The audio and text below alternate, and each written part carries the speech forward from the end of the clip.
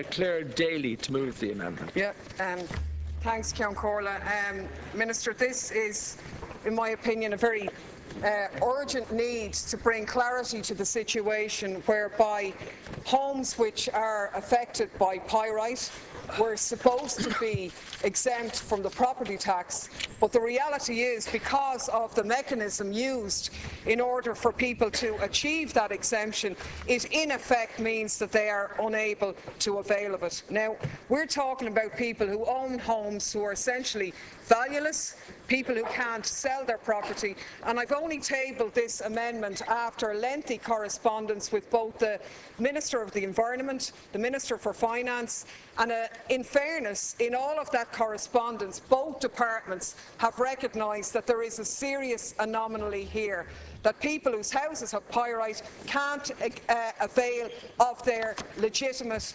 exemption. And what this amendment is seeking to do is to make that process easier. Sorry, Ceann Comhairle, it's a bit difficult. There's a bit of noise here. Can you just wait for a bit? So I ask members, if you're leaving the House, please do so quietly. Thank you.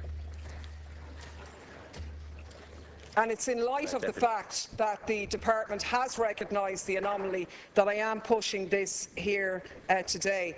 Now, as it stands currently, if you own a property with pyrite, which is valueless, in order to get the exemption, you are required to spend thousands of euros to have a hardcore infill test done on that property in order to avail of what will be an exemption of hundreds of euros over a period of 3 years. Now, nobody can possibly stand over that scenario. It's particularly offensive when you consider that the government, in response to pressure from these affected homeowners, set up a pyrite remediation board.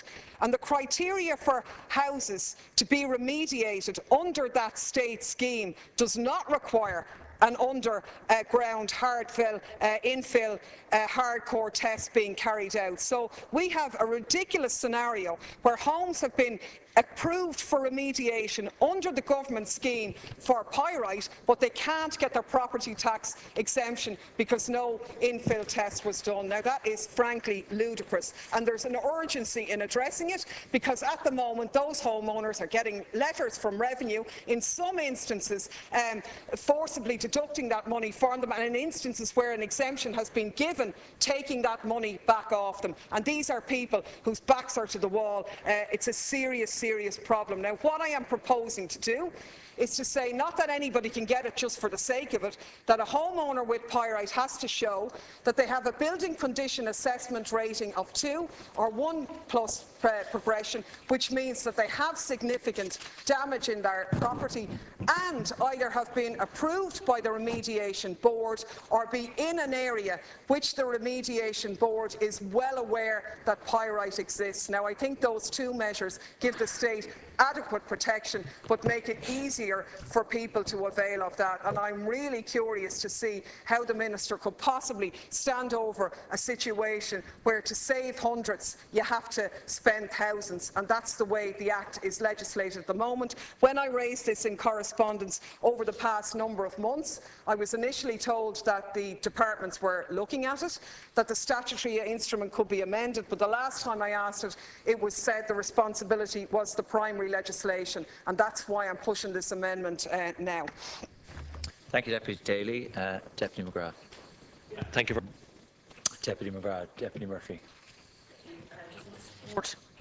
Amendment 49, and some of us engaged with the Pyrite Resolution Board over some time before the remediation scheme was put in place, and essentially the object of the exercise was not to force people to incur expenses that were needless. It was going to become obvious that there was a condition survey done, and you could see, the bits of the house literally falling down on top of people. You actually didn't require every house in a housing estate to go through an assessment. But there was a sensible approach going to be taken to it. This is very often, you're often finding people in these situations in a very stressful situation, because literally they're seeing the house disintegrate. They might not be in the category 2, as yet. And in actual fact, the resolution board may well want to group houses together. I would be aware of one housing estate where there's 3 or 4 houses that really need urgent remediation now, but there's others who are, the other houses are getting there, so they're looking at doing it in a group, if you like. Now, it would be wrong if there would be one side of government taking that approach, and the other side of government is almost being punitive in terms of the relief on the property tax. And you know, these things have to be consistent.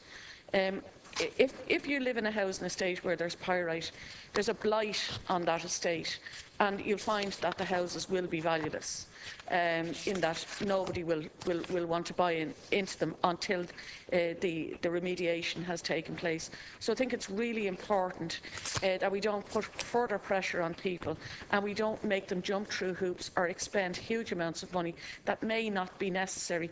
The remediation board is not going to require every house to go and do a core test.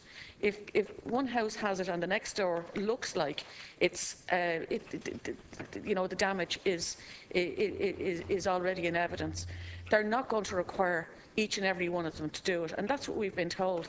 So there has got to be a relationship between that and the and how this particular piece of legislation is structured, and for that reason I will be supporting Deputy Daly's amendment. I'm hoping she's going to put it to a vote if it's not accepted. But I would hope, Minister, that there would be some sense on this particular one, because it's a difficult enough situation for people to be in anyway.